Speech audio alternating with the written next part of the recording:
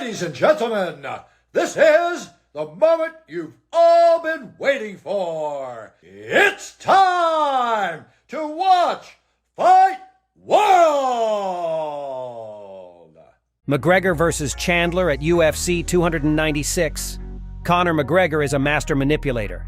He is the pound-for-pound undisputed king of psychological warfare, and he is leaving no stones unturned for a blockbuster return to mixed martial arts. McGregor is known for possessing exceptional skills in mind games and utilizing tactics such as trash-talking, provocation, and showmanship to unnerve his adversaries. But playing games with the USADA and the UFC, that's something only the notorious one from Dublin can do. Recently, McGregor made everyone and their mothers jump out of their seats after sharing a screenshot of the UFC Fight Pass schedule, which had UFC 296 labeled as Chandler versus McGregor. McGregor and Chandler are expected to fight next, but the Irishman won't be able to launch his rocket of a left hook until he enters the USADA testing pool, or gets a special exemption, which will be very problematic for the sport in general, especially when the USADA shows up at the doorsteps of most fighters at 5 in the morning for a pee sample. The screenshot that McGregor shared may well be fake, but the Dublin native will keep it posted nonetheless, because the former champ does whatever the fuck censor he wants, including allegedly cheating on his wife. Sean O'Malley talks about cheating on his wife. Speaking of cheating in relationships, Sean O'Malley does it openly because the new king of the bantamweight division and a certified McGregor fan also does whatever he wants. O'Malley has been in an open relationship with his girlfriend Danny for a very long time, and he's living life to the fullest because of it.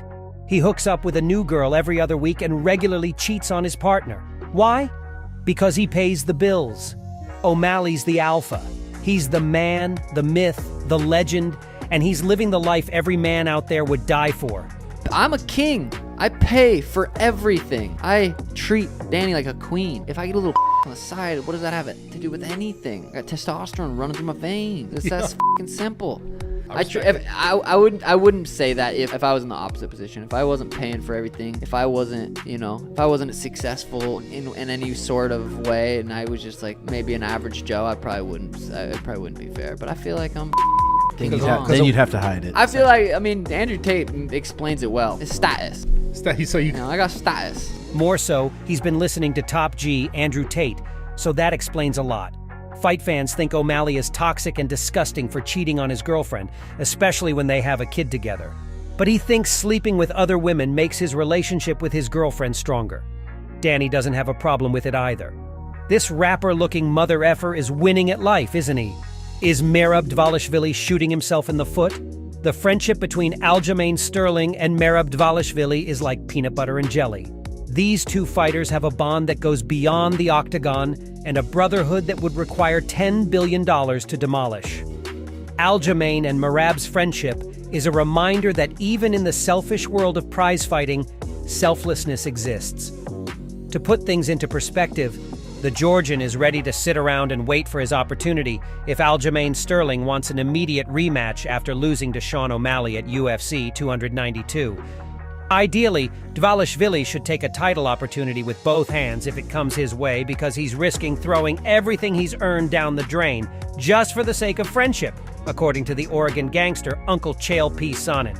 Because what Rob is saying is, I'm going to wait, meaning I'm going to do nothing else. My next fight will be for the belt. I am willing to wait. In fact, he qualifies it by saying, I'm even willing to wait a year if that is what it takes. Then when your phone rings and you're given an opportunity, no matter how massive that opportunity is, when you turn it down and try to talk about I've won 9 fights in a row, I've proven who I am, is that contingent on the fact that Aljo has a backdoor deal, that he's had a conversation, he's got a reasonable expectation that he will get Sean somewhere in the near future? Because if not, it would really seem as though Merab is risking his career. Do you agree with the undefeated and undisputed GOAT of MMA? Ian Gary compares himself with Khabib. Ian Gary has compared himself to the man who is a nightmare for the grizzly bears out there in Dagestan, Russia. Yup, we're talking about the legendary Khabib Nurmagomedov. The Eagle had a dominant run in the UFC where he took people down and wrapped them up like human pretzels before smashing their faces in with vicious ground and pound. He'd even give them a nice little pep talk while punching them. Khabib never bled, he was never cut, and he always produced a 5-star performance, making world-class fighters look like tin cans. A noisy Irishman recently pulled off a Khabib-esque dominant performance, and he was pretty proud of himself. Ian Gary, who recently secured a dominant victory against Neil Magny by scores of 30, 26-30, 26 and 30, 24, thinks his performance was as dominant as Khabib's performance against Brazilian leg crusher Edson Barboza. So the last person before me to get that scorecard was Khabib. So that's the dominance we're talking about now, just in a very different way. Everybody wants to finish, but more importantly is getting your hand raised. And I believe that that performance was so dominant, so clinical, so smart and intelligent. I took that fight on 10 days notice. I was fighting a completely different body, a completely different stylistic matchup, and I turned it all around and came up with the perfect plan to completely maul Neil Magny. And I went out there and I put on a clinic against the guy who has the most wins in the division and showed him just how good I am. I made him look like he's never fought before. That's the level of dominance we're dealing with now. Do you agree with Ian Gary? Mike Tyson's shocking claim about Tyson Fury versus Francis Ngannou. The boxing match between Tyson Fury and Francis Ngannou is truly a clash of unique styles. In the red corner, you have a heavyweight who moves like a lightweight. Fury is a magician who puzzles his opponents by putting together a combination of movement, speed, power, and precision. Abracadabra and you're knocked out cold.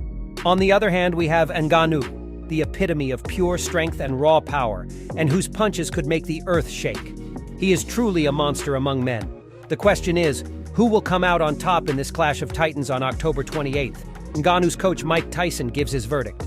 Tyson Fury, he got dropped by a small guy. I forgot his name. Covington? I forgot his name that dropped for us early in his career. And listen, this guy punches like, man, God knows who, man. He's fast. He moves quicker. I worked with his speed. And listen, man, he only has to land 1 or 2. Tyson's never been in the ring with a guy that could punch this hard. Skill-wise, Ngannou is surely far behind Tyson Fury, and he'll have to be born again to reach the highest level in boxing. His power, however, is the ultimate equalizer. And if the Brit isn't careful, he may wake up in a hospital in Saudi Arabia, according to Iron Mike Tyson. Oh, he just needs to go all out aggression, punching to the body, bringing it to the head, as he's been working with. He's moving his head, he's getting it together, and he's really determined to do this stuff. He really wants to do this for his country, his people, his whole patriotic pride. This is really interesting. I'm very ecstatic about doing this, like they said before. That would be a bigger upset than Douglas Tyson. Who do you think will win? The Korean Zombie is free and relieved after retirement. Sung Jung, notably known as the Korean Zombie, is an absolute legend of the sport.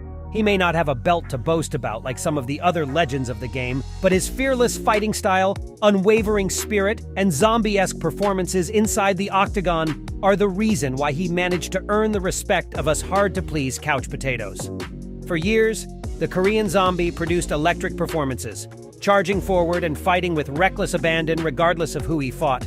And the way he lost to Max Holloway at UFC Singapore summed his career up in a nutshell. He was the personification of do or die, but now that he is retired, he feels at peace. Here's what TKZ said after retiring from the sport at UFC Singapore, and I quote, "I haven't achieved everything, but I've achieved enough, and wanting more in my head is like greed, so I'm trying to stop. I feel like I've received undeserved love compared to what I've done, so I'm grateful to everyone. Now I don't think I will live a life of being judged and compared anymore, so I feel free, relieved, and scared. In the meantime, thank you so much for loving Korean Zombie." The Korean Zombie is loved by everyone from fight fans to his rivals. Here's what Max Holloway had to say after knocking the Korean phenom out cold at UFC Singapore. Legend, the dude's a zombie. I hit him in the second. I thought I had him out. He kept coming back. I was like, oh my gosh, what's going on? And then next thing I know, he was in the third round. And then I hit him with that in the third round, and I got it, but he got out pretty fast too after that, later on. But bro, he's just a legend, man. To go out there, bro, he never ever wanted to die on his shield. He's always die on his sword. And where do you rank the Korean Zombie among the greats of the fight game? Let us know your thoughts in the comments. To watch more juicy stories from the unforgiving world of mixed martial arts, please show Fight World News some love by subscribing and turning on your notifications. Thanks for watching, and we'll see you in the next one.